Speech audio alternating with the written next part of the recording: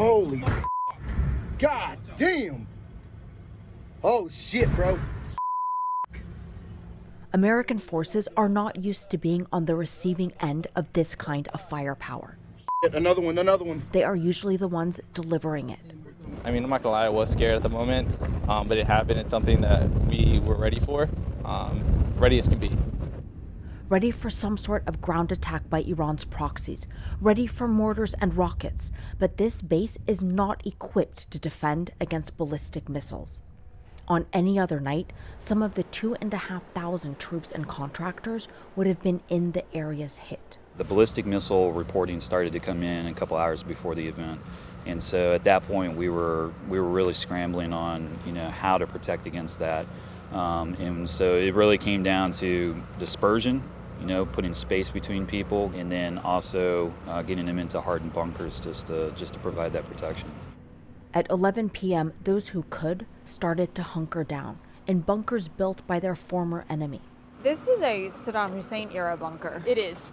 So we felt we'd be somewhat safe in here because it was designed to take, some kind of hit, or it was built for, ballistic missiles. At 1:34 a.m., the first missiles hit.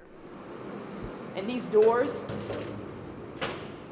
every time one of the missiles hit, the doors would kind of sink in. Dozens of troops were still out in the open, holding their positions to protect the base. There was still the threat of incoming rockets, mortars, and a ground assault. Pilots were still at their stations operating drones. As I was going across the gravel, I looked out to the eastern sky, and I see this just orange streak. So started sprinting, yelling incoming, getting everybody kind of warning, and then it hit. So, yeah. Flames swallowed up the drone team's living quarters. Some 30 troops would have been sleeping here had they not been ready.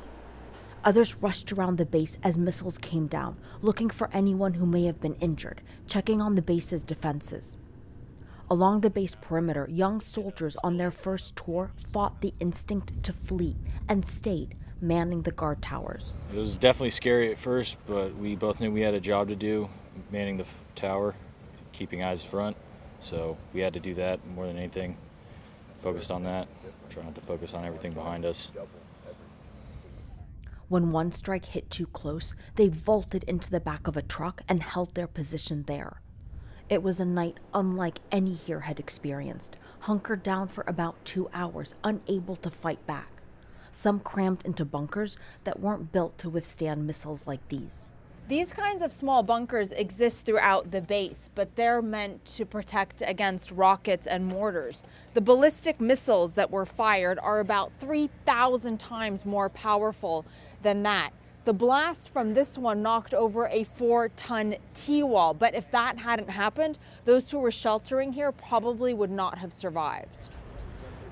Come daybreak, fear of finding out who was killed or wounded was eclipsed by the joyous shock that no one was.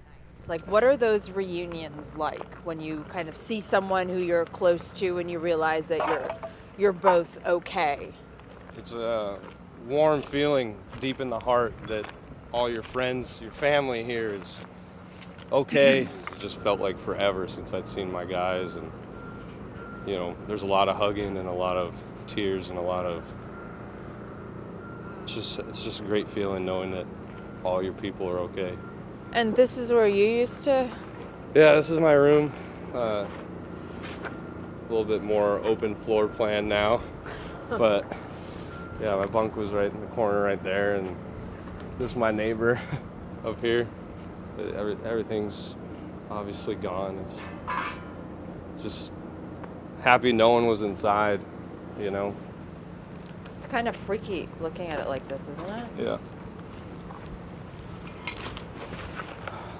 It's surreal. I'm not bothered looking at it. It's just, it's a reminder. Threat still exists. I think, we have each other. We had each other that night.